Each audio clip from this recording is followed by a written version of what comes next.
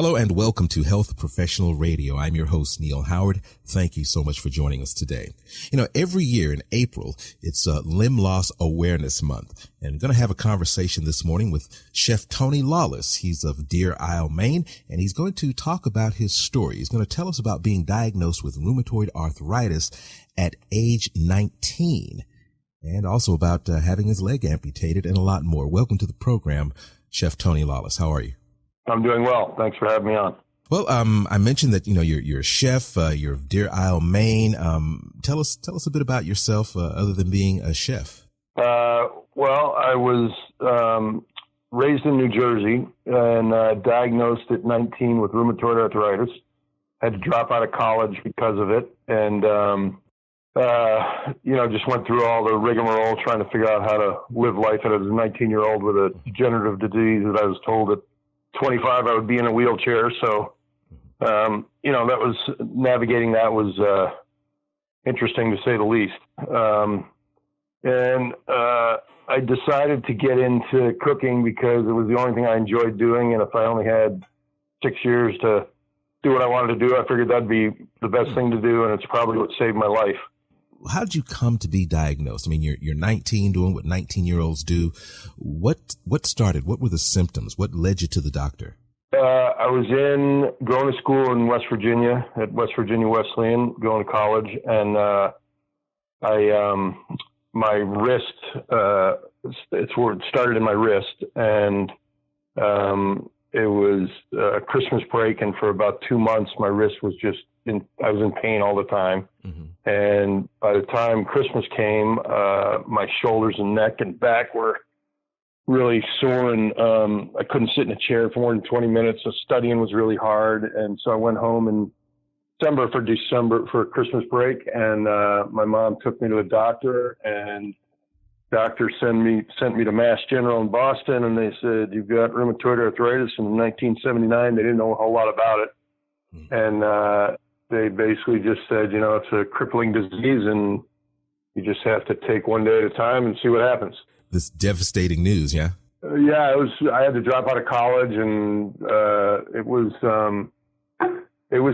I mean, there was a point when, I told my mother, I said, I was in so much pain. I said, I can't deal with this anymore. I was just ready to move on to whatever's next. And she said, "You know what? That's not an option," and dragged me out of bed. And it took about 2 hours to get me out of bed. And from that day forward, I just said, "Okay, I'm going to deal with this," and just figured out how to deal with it and went through life. And here I'm at 60 years old and ski 100 days a year. And, I'm as active as all my friends are, that's for sure. So you're doing what you want to do, what you love, yeah? Yes, by all means.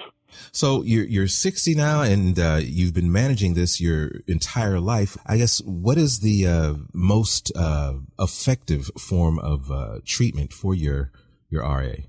Well, I've been on all of the standard drugs. I've tried everything that's available in the market. I've tried anything that's not standard, between crystals and meditation, and you name it, I tried it from 19 on. And I sprained my ankle in 91, fused it in 95, and the arthritis got so intense in my foot that I cut it off. I saw a bunch of doctors. They said, the only option if you want to be mobile is to amputate your foot above the ankle.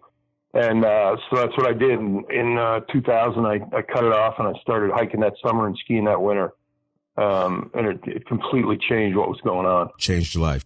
Changed my life. And then my residual limb, my stump, I started ripping in my stump, and tried a bunch of traditional nerve medications that are out there, and nothing really seemed to work.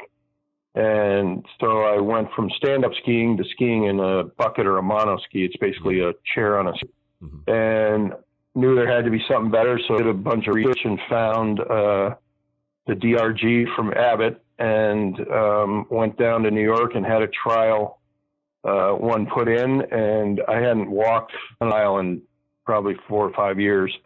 And they put the trial stimulator in, and I walked out of his office and did a 5-mile walk around Central Park.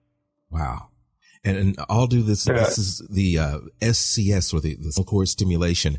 There's wires that lay under my skin along my spinal cord, and they go up and they lay across the peripheral nerves wherever your pain is. And for me, it was L2, 1 and 2. And what it does is it sends an electrical impulse, and it basically just stops that nerve pain from reaching my brain.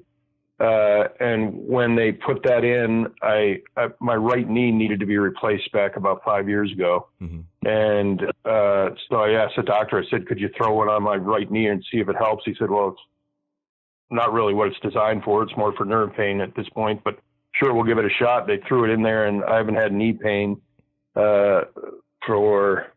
since they put it in. So for 4 years now.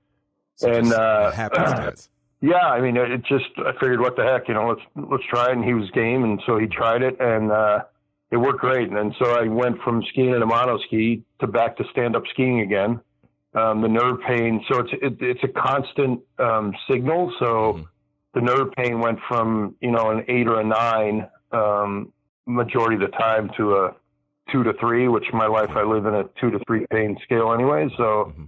perfectly fine, works great. And then this winter, I ruptured my Achilles skiing. We had a great winter here in Maine, and ruptured my Achilles on January 20th. And that, I think, just blew up my knee. So I'm going to have my knee replaced in the 28th of May, actually.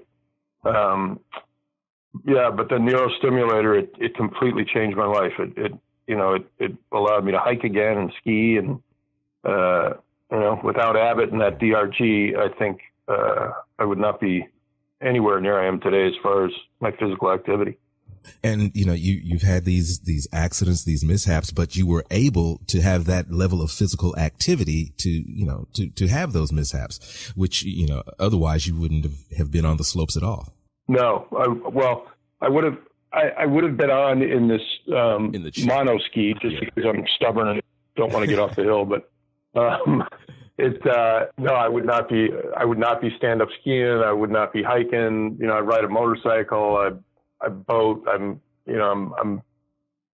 hike. I'm very active. So I was actually able to. I don't know if you know what skinning is, but it's where you actually put skins on the bottom of your skis and you hike uphill on your skis, and then you ski down. And I was actually able last year to start doing that because of the DRG from Abbott. It gave me the ability to be able to do that kind of activity, which is it's strenuous, it's stressful, it's tons of fun, and that's what it's all about. By all means.